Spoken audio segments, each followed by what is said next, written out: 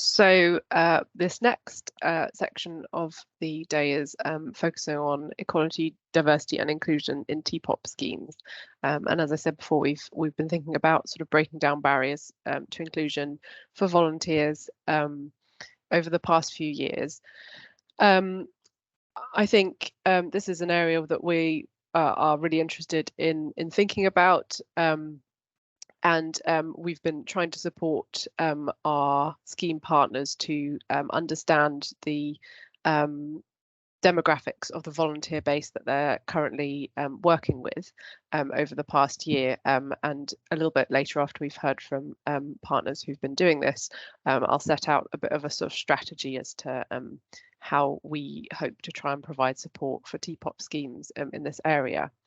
But firstly, we're going to kick things off with hearing from Claire Carvell from POMS, Rachel Murphy from NPMS and Megan Lowe from UK BMS about their volunteer demographic survey experiences over the last year, kind of what the findings were and what the sort of lessons learned with taking things forward in terms of strategic planning around EDI within schemes. So I'm hoping Claire's there. Are you there, Claire? Hello, Nikki. Can you hear me? Yes, we can. Thank I'll you. hand over to you if that's okay. Great.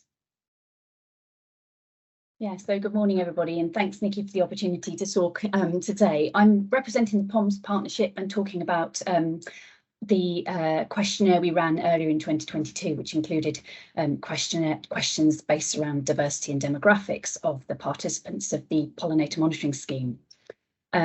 Next one, thank you, Nikki. So just very briefly, and for those of you who might not be aware, although I'm aware we've got lots who will be, what is the UK Pollinator Monitoring Scheme? So POMS started up in 2017 after a phase of design and testing. So it's been running for 6 years now. And it's been the world's first monitoring scheme that's been generating systematic data on the abundance of bees, hoverflies, and other flower visiting insects, and doing this at a national scale. So importantly, we've been running across England, Scotland and Wales since 2017, and we then brought Northern Ireland into the scheme in 2021.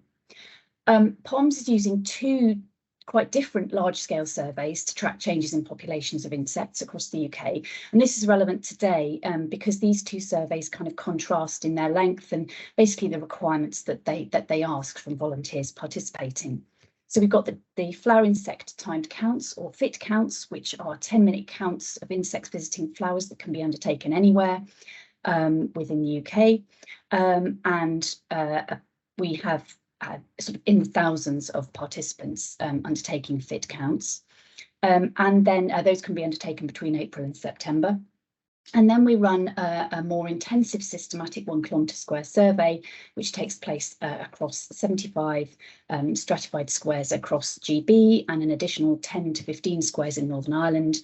And so far we've recruited something in the region of 55 to 60 volunteers who take part in that survey, and that involves 4 full-day visits to the square per year. I'm not going to say anything more about the design of or the nature of the surveys. Hopefully some of you will be familiar, but there's lots more information on the POMS website there. And just finally, in terms of our sort of where we sit with policy and strategy, POMS is very much underpinning the evidence base for the national pollinator strategies in England, Wales, Scotland and Northern Ireland, and also, of course, feeding into other biodiversity targets and objectives as the scheme grows. Next one, thanks.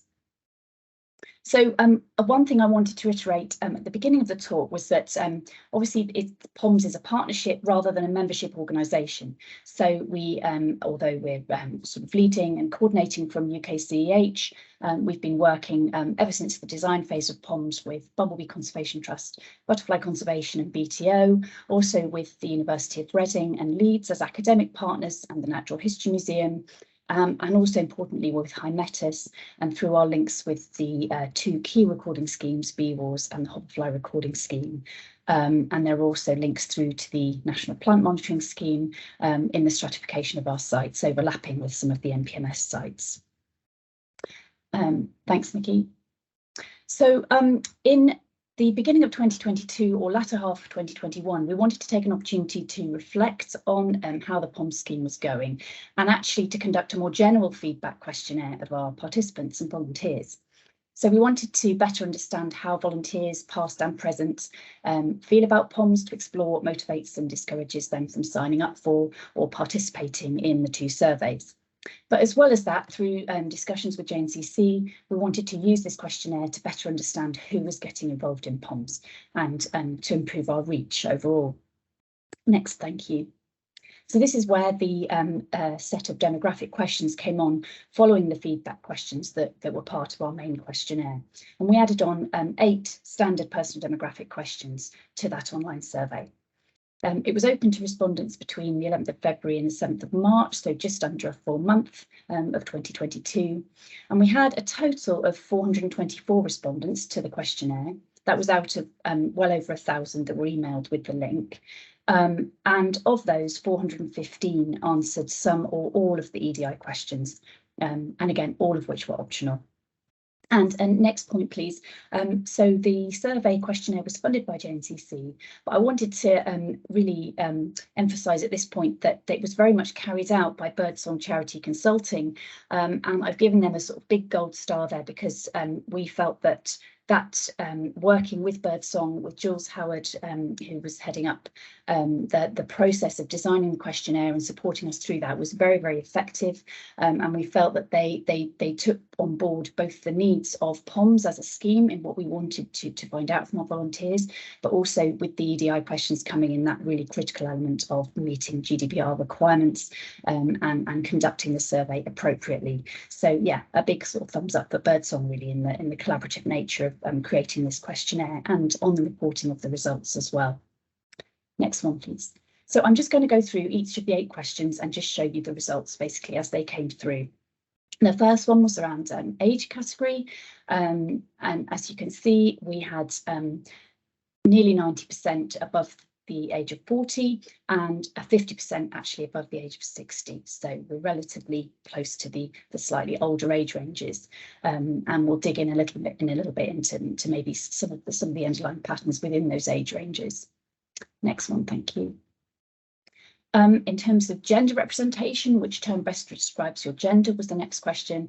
And actually, you can see here we've got a slightly higher balance towards female participants within the scheme, or those that answered the questionnaire. Next one, thank you.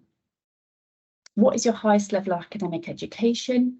So again, as you can see from the pie chart, looking at the top and then moving round, a really large proportion have either degree level or postgraduate qualification, including PhD.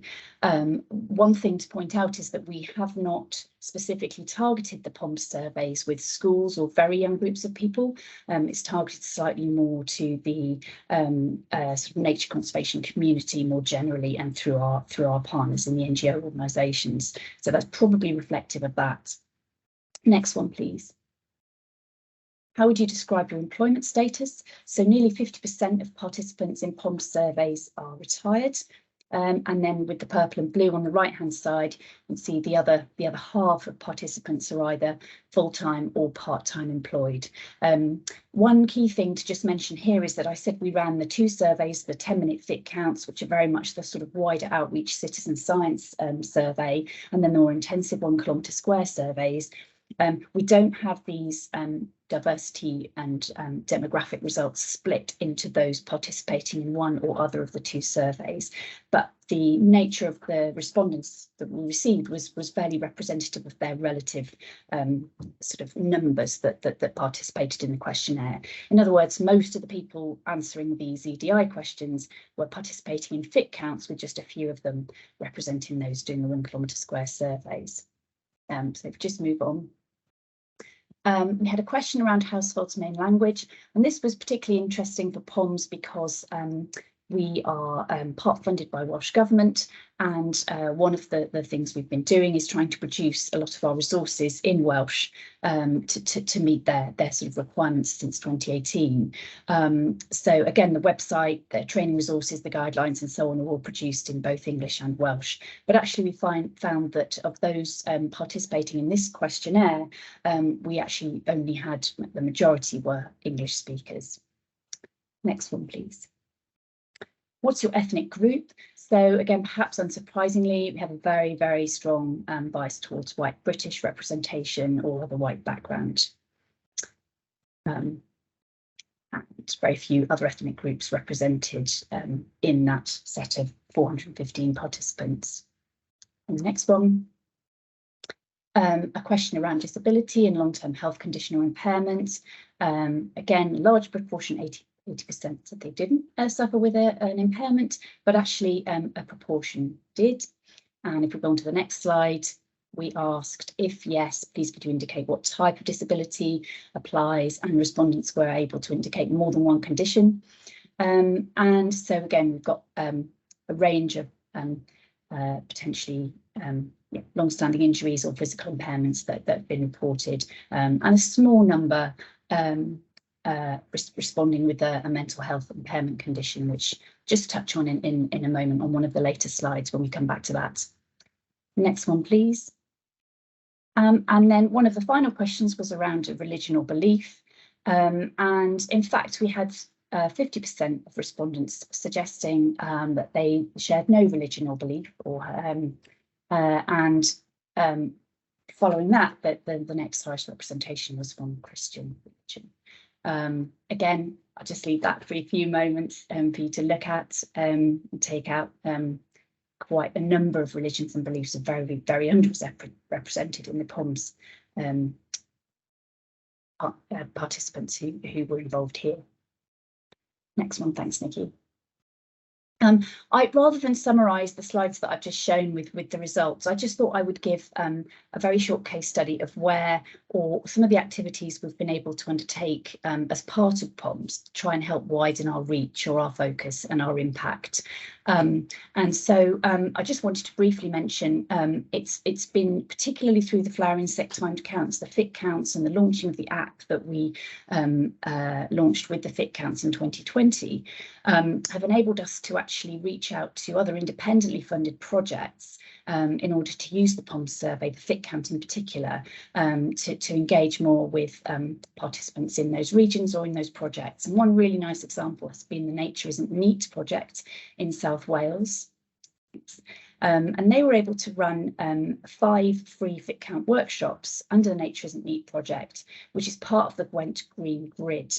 And so again, this is a national and lottery funded and also EU funded grant, which is looking to engage local communities across South East Wales, raising awareness of pollinator decline and encouraging community ownership and empowerment to deliver actions that will help them recover.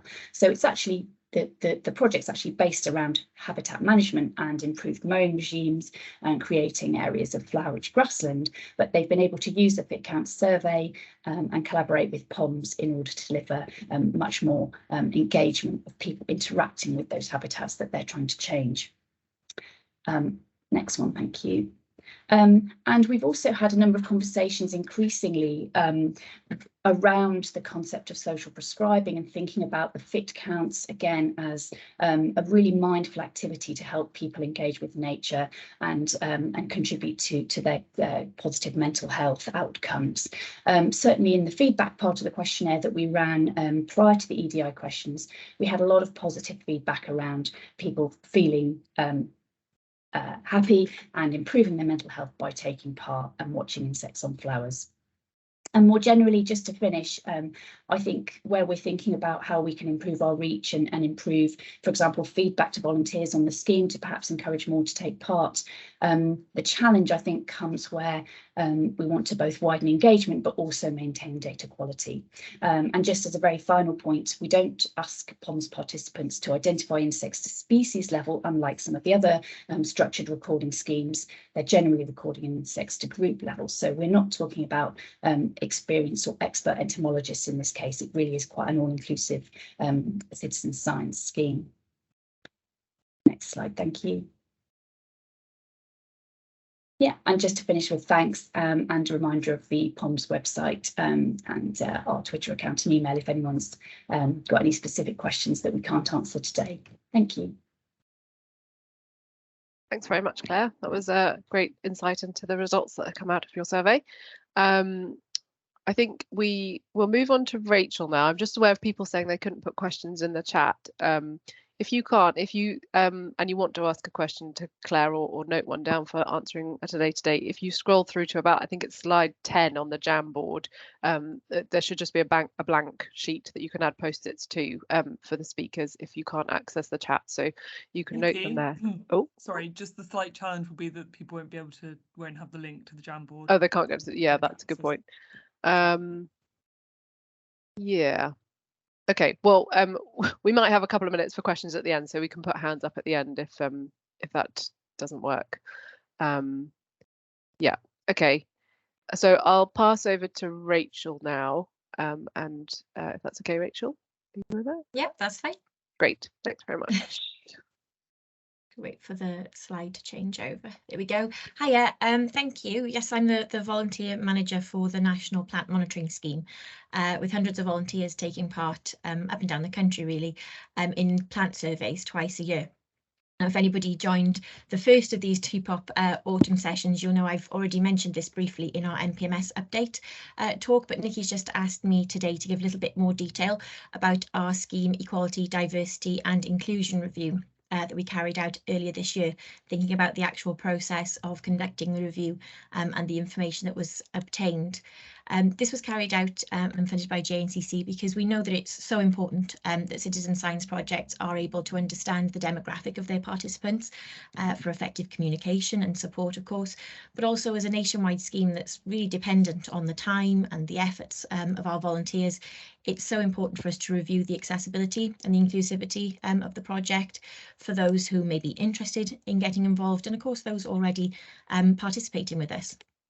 So if we move on to just thinking about the aims of the review, these are really to inform the NPMS of the current demographic of our participants, as I say, but also to provide us with an opportunity to review our inclusivity of the scheme and really investigate any current barriers to engagement, for example, whether they were geographical, physical, cultural, for example.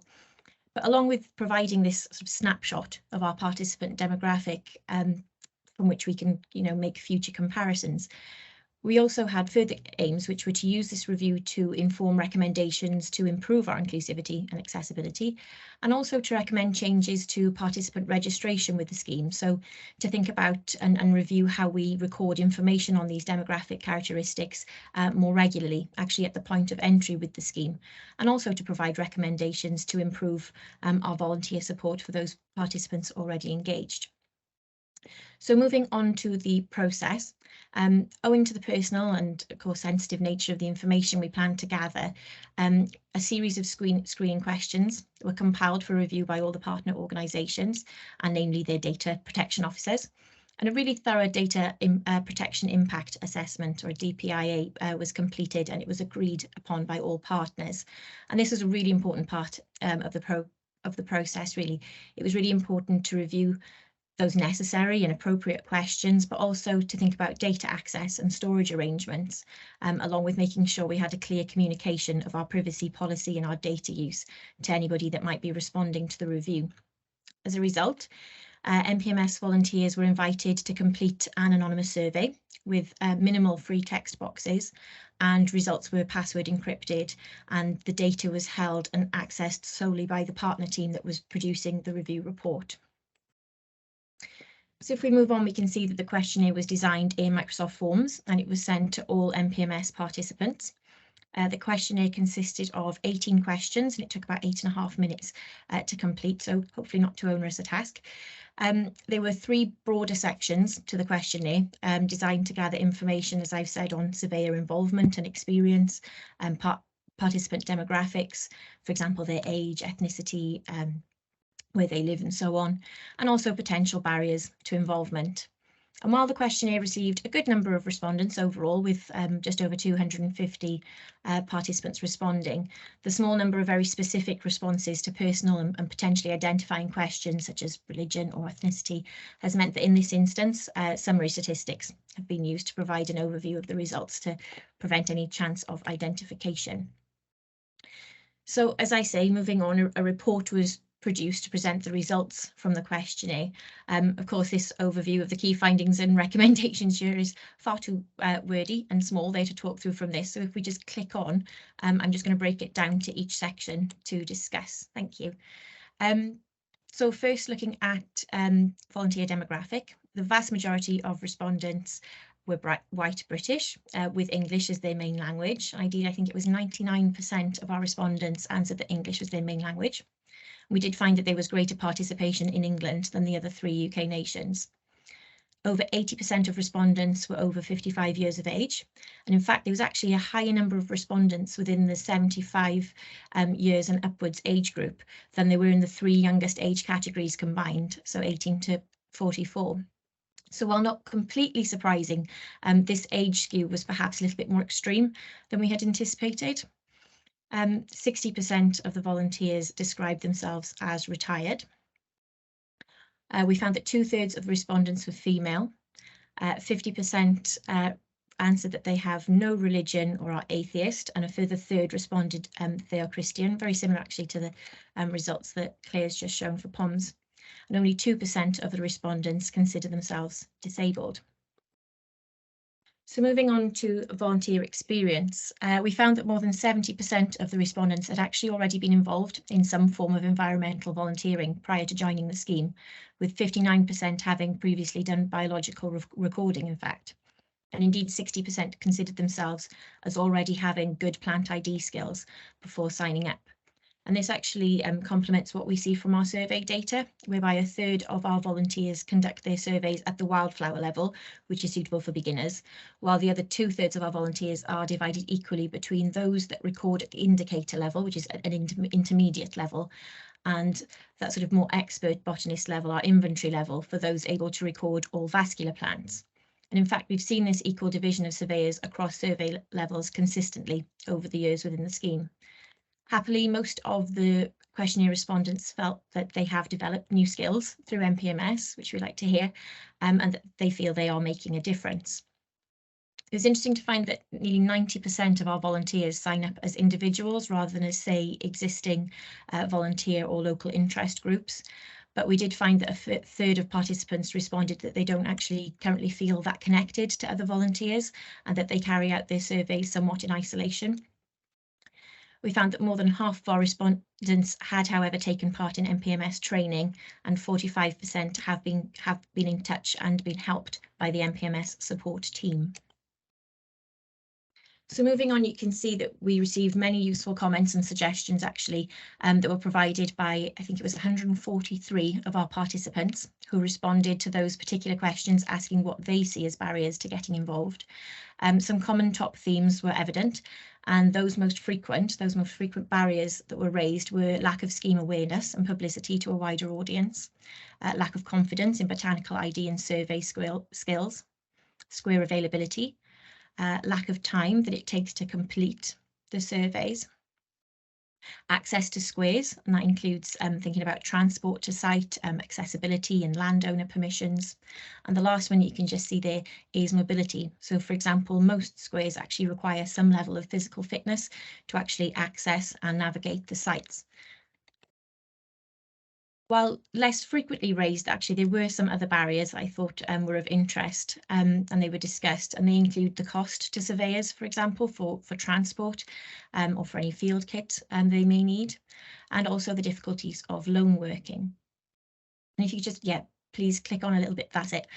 We'll see we had a variety of suggestions provided as to how the participants themselves thought that these barriers may be overcome. The 3 most common themes raised were greater publicity and a higher scheme profile, particularly to a younger audience, facilitating volunteers to connect locally, including with mentors, and also more in-person training and more informal events and meetups. And other suggestions of interest included a great number of squares available, especially in more populated areas. And improved square details if possible. For example, if we could provide updated land cover and access information, or even possibly if we could give information on the degree of physical ability required for certain squares before they were requested and allocated. And lastly, the greater promotion within universities and on social media, particularly actually in regards to our tiered survey level approach. It was actually noted that NPMS has gone some way in breaking down barriers to plant recording by being open to all without needing to be an experienced botanist by having this wildflower level. And it suggested that this aspect should be better promoted. I just thought it was worth saying we actually found it a really useful exercise to hear from our volunteers on the ground what they personally felt would help overcome some of these barriers, sort of rather than discussing it amongst ourselves as well. So if we move on, we can see some of the key recommendations for inclusion and accessibility that we're focusing on for now as a result of this survey. Firstly, we're thinking about greater support and facilitation of local volunteer connections, for example, through buddying up and creating groups. Further training opportunities and materials, particularly around survey methodology, regional square releases, and also promotion of the scheme among younger audiences, and a more diverse and inclusive representation on our website and within the scheme, such as within our promotional training and support materials. And moving on to our key recommendations for EDI monitoring, we are in the process at the moment of adding appropriate demographic questions to the scheme registration page, with the responses optional, of course, and linking to our privacy and data policies. We'd also like to include an question on volunteer motivation, and we think it's a good idea to capture that useful information from the off.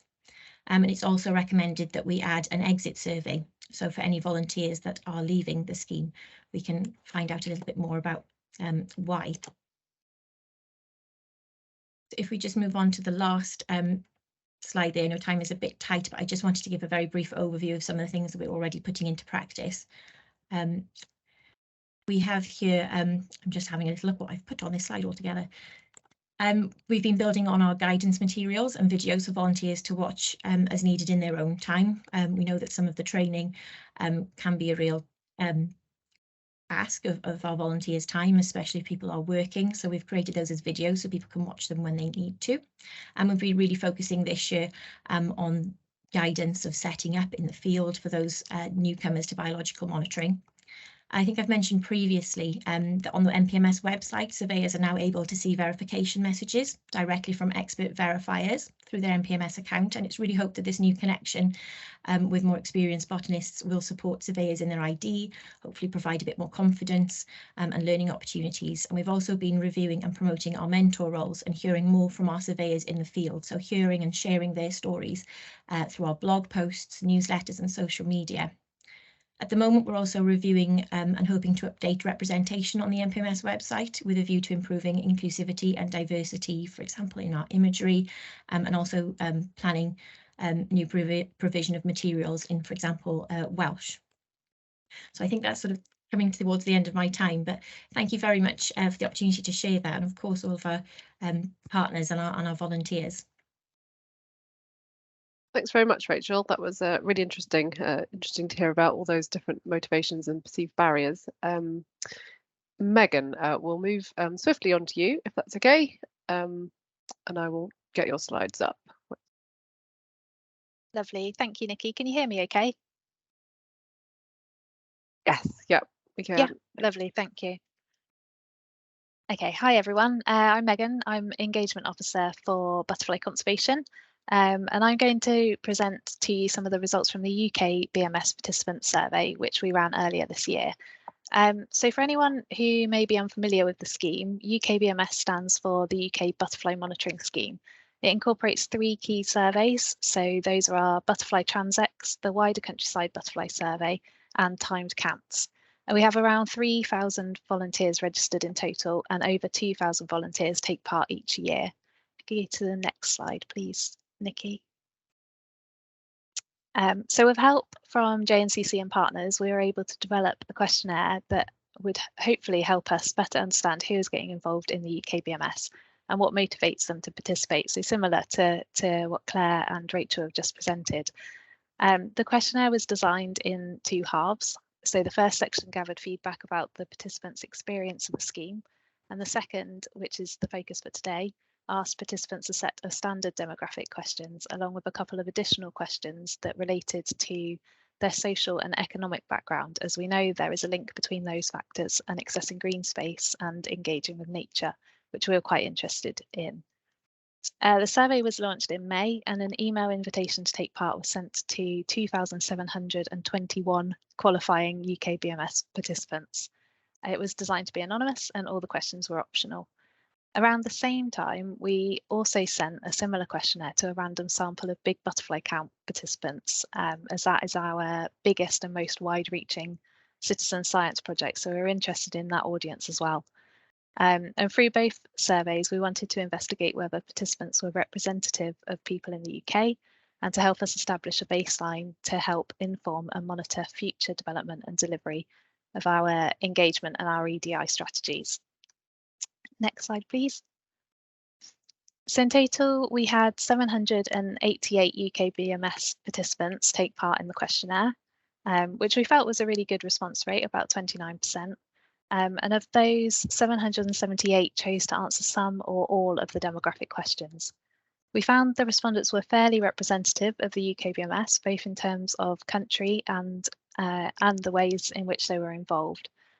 So, for instance, based on the number of sites and records that we receive each year, we would expect to see these larger representation from people who lived in England and from people who undertake transits. Okay, if we can move on. In common, actually, I can see a lot of similarities between POMS and the National Plant Monitoring Scheme and our audiences too, which is probably the case for much of the conservation sector. But we found that UK BMS participants are typically older, white, highly educated people. So 59% of respondents were aged 65 or over, 71% were retired, and 58% are male. And in comparison with the UK population, young people and people from minority ethnic backgrounds were underrepresented or are underrepresented within the UK BMS.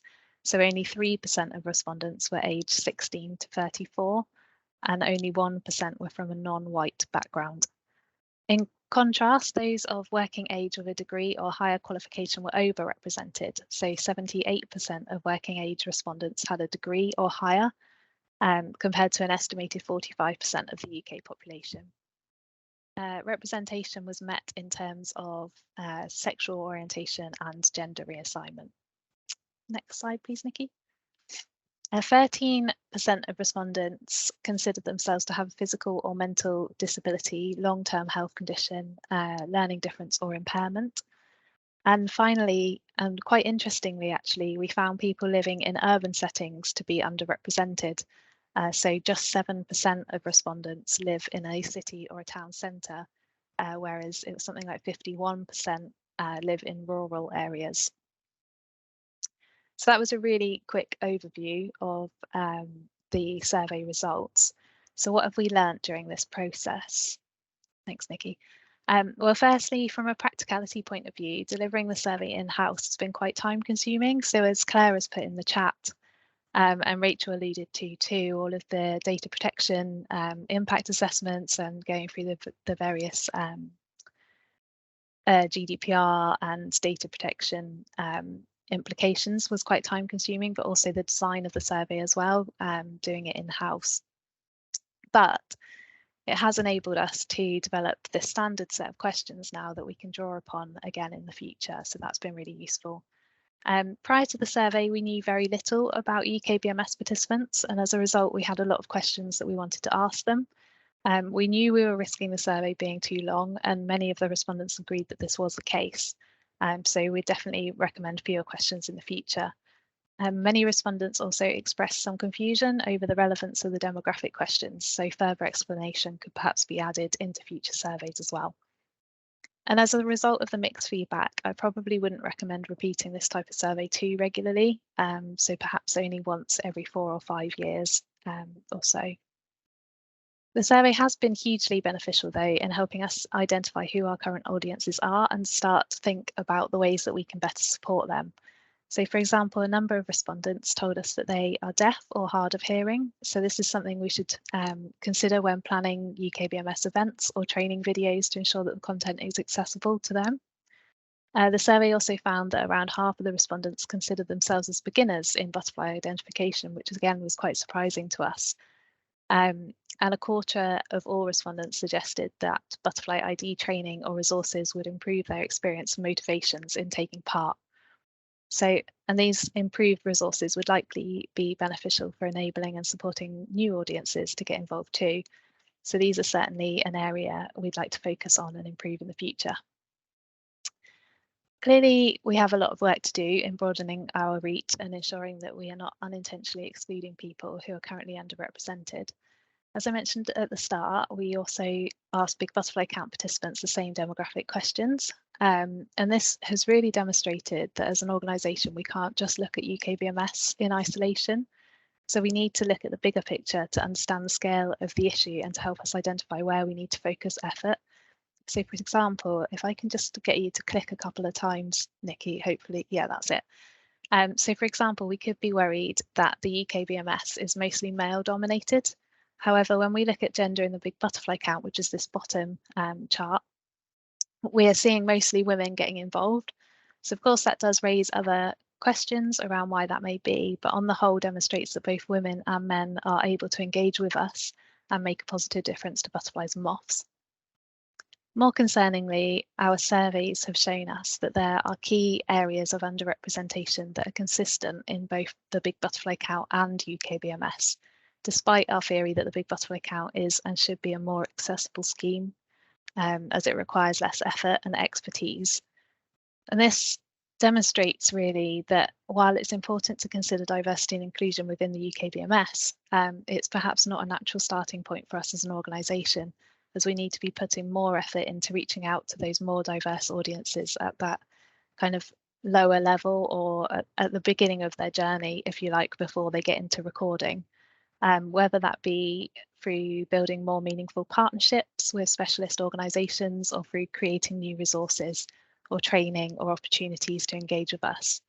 And we have already made a start on this through our Supporting Science project, which has been really successful actually in engaging younger people by running joint training courses through the Field Studies Council. And those are focused on creating new beginner level resources aimed at increasing butterfly and moth identification and verification skills through iRecord. So we've already started some work in that area and trying to working with specialist organisations to reach those underrepresented audiences. So I'm conscious that we've run over time a little bit. So just to conclude, the surveys, the UKBMS survey has been really, really beneficial in helping us to develop our internal EDI and engagement strategies as well and start to look at how we might involve those audiences. And they've given us a lot to think about.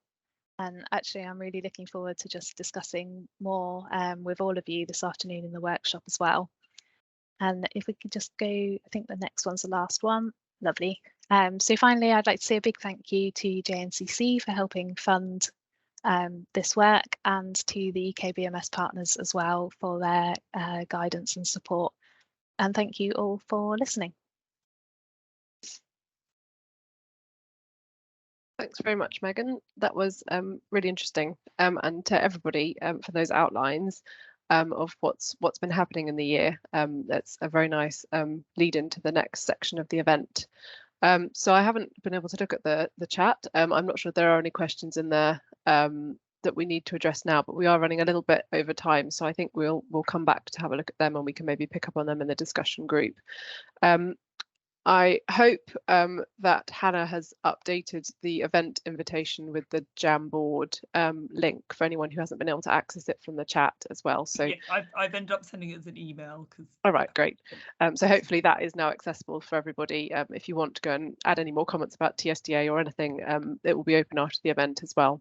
So hopefully that will work.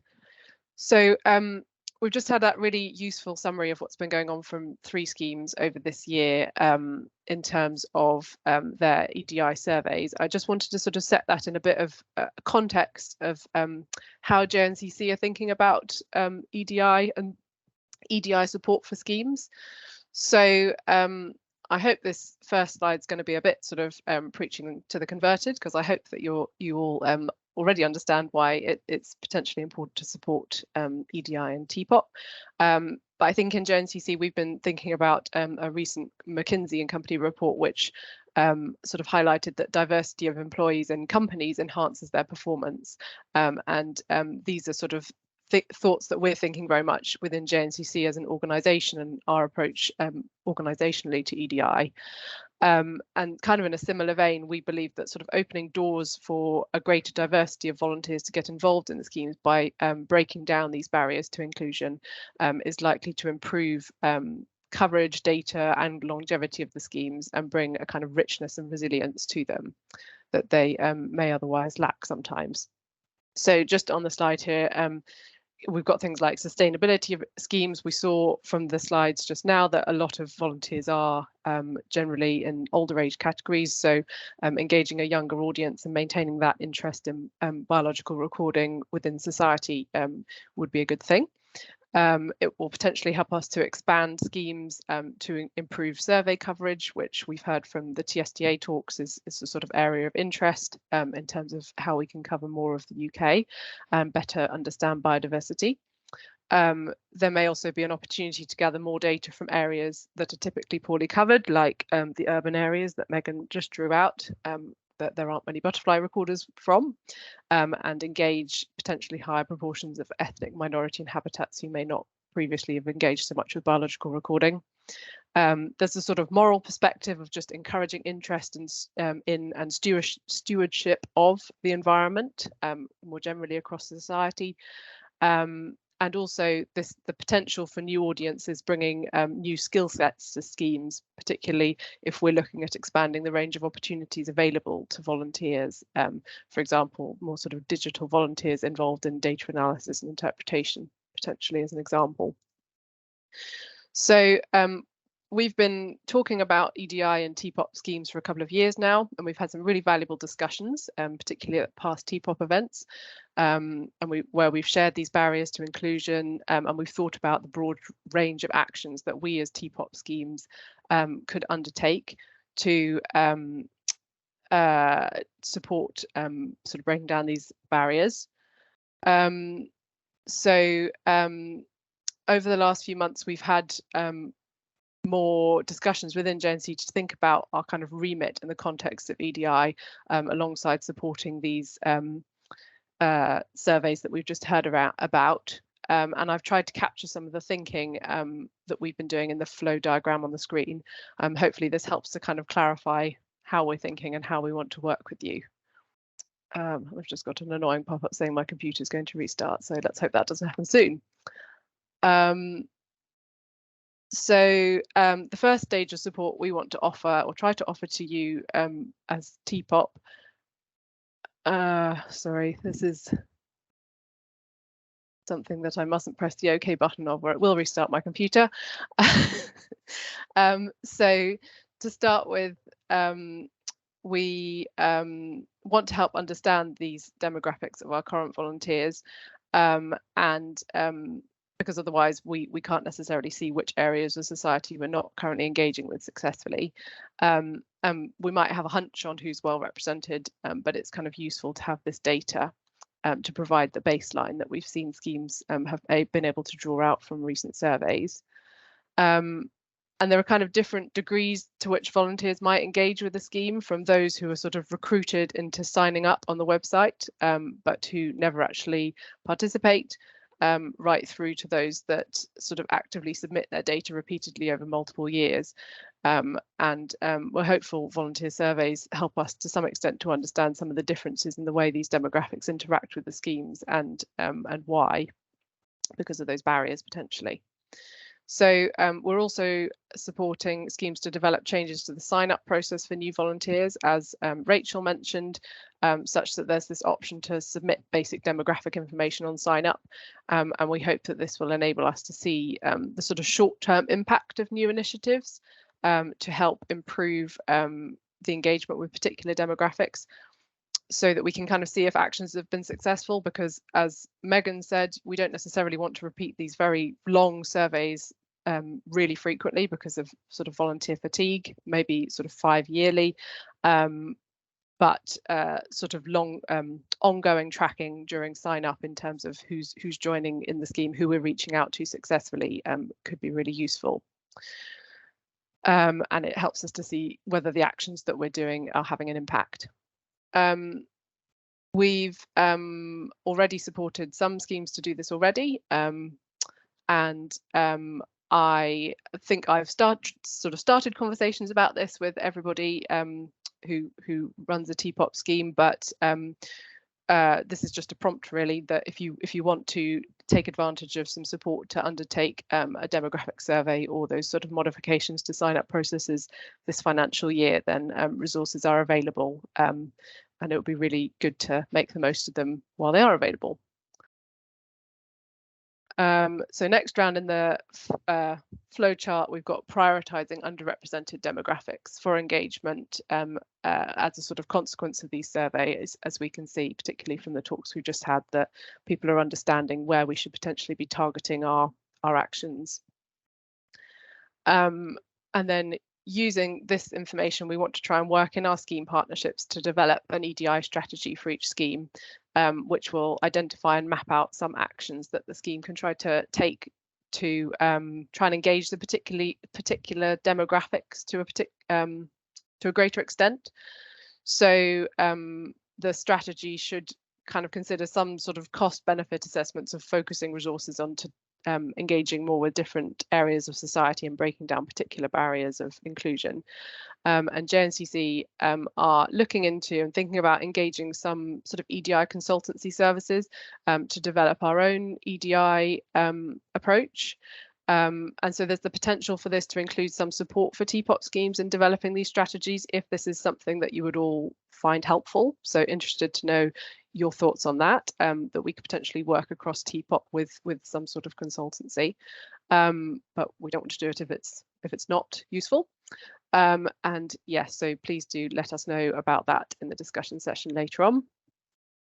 Then also feeding into this strategic development box is understanding barriers to inclusion within underrepresented areas of society. And to some extent, this has come through from sort of discussions in past TEPoP events and now these demographic surveys, but there is the potential to do more here, for example, by setting up focus groups to talk to particular areas of society in more depth. And then the next step, once we have scheme strategies, is fairly obviously to undertake the actions within them.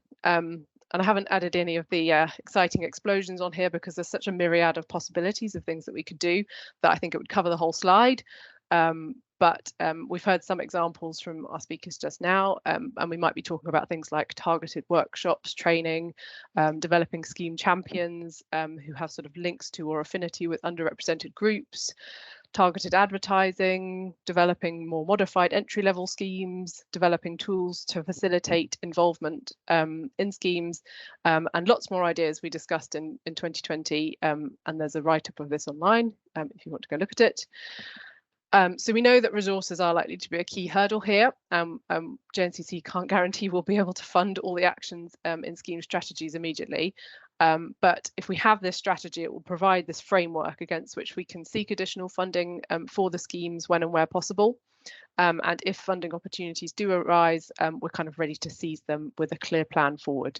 And we do have some funding available this financial year to support EDI actions. So if you have ideas and these are kind of aligned to your strategic approach within your scheme, then do get in touch, and we're very happy to have conversations about that. And then I think the key thing here is for TEPoP is that shared approaches can be more cost effective. And how can we achieve more with potentially limited resource here by working together? So we're going to have a bit of a think about that in the workshop in a minute.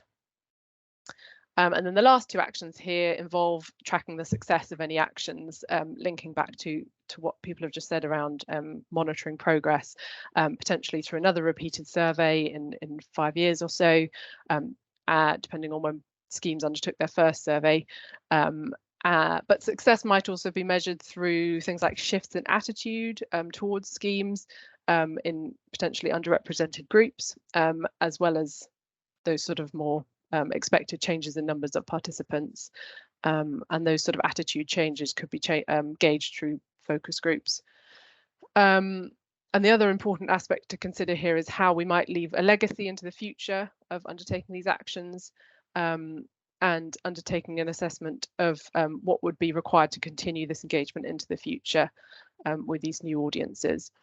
So an example that came up from the 5th of October event when we were having a discussion similar in this area was, for example, if we're engaging university students, you'd potentially need repeat engagement with new cohorts of university students every year as they went through their university journey. So we need to think about how we would keep that going and whether there's efficiencies of doing that in a cross TEPoP way potentially. I know that this sounds like quite a lot potentially, and don't panic is a message. And we know this is likely to be quite a slow process because everyone's extremely busy, but we are really keen to make the most of funding opportunities that might be time limited. And we wanted to set out this framework for the longer term, so we're kind of all on the same page. We know that quite a lot of you are thinking about EDI within your organisations, and we want to sort of work with that and not step on any toes and do something cohesive that works together. And we're very interested in your views as to whether you think this is the best way that JNCC can most usefully support EDI in your TEPoP schemes. So that was quite a lot of info in a short amount of time. Hopefully you've all got access to the Jamboard now. I was going to do just a very quick 5-minute max sort of brainstorm of actions that you kind of have in your mind that might improve EDI in your monitoring scheme, or the monitoring scheme for which you're on the steering group potentially as well, and just noting down on post-it notes what would these kind of 3 actions potentially be, or any ideas that you might have there. And then on the Jamboard slide, which I think is slide 10, I think there are 2 boxes, and one sort of whether they're scheme specific or whether the action would benefit from working together across schemes. 8, Nikki, sorry. 8, Yeah. totally wrong. 8. Yeah, so Jamboard slide 8.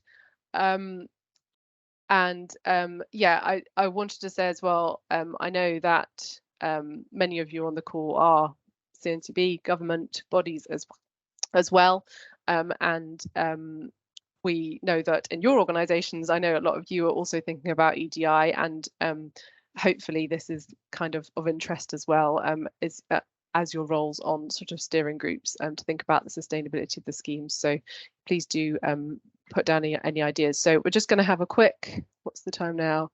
We might do 3 or 4 minutes on this, just to get some ideas down. So any questions on problems, then pop them in the chat, and we will take the results of what's typed up on here, and we'll type it up into a document to share at the end of the TEPoP Festival, and take note of everything there. And I think there will be some things to carry forward from that into the discussions which you are likely to have in a minute.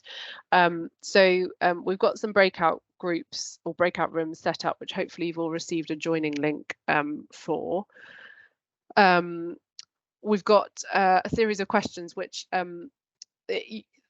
they're a bit of a conversation starter really here, because there are a lot of them and we don't have a huge amount of time, but the middle set of 4 are all kind of designed to try and get you thinking about whether what I've set out today is the most appropriate way for JNCC to support schemes.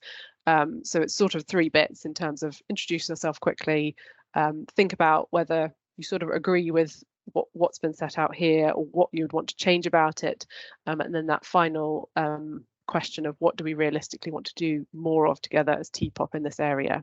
So we're going to split out into our breakout rooms now, and then come back together at probably just after 12:35, I think. So I'm not sure we've got anyone going around, so facilitators, please bring everyone back here at 12:37. That's okay. And I'll see everybody in the breakout rooms, and we'll have a very quick bit of feedback from facilitators then.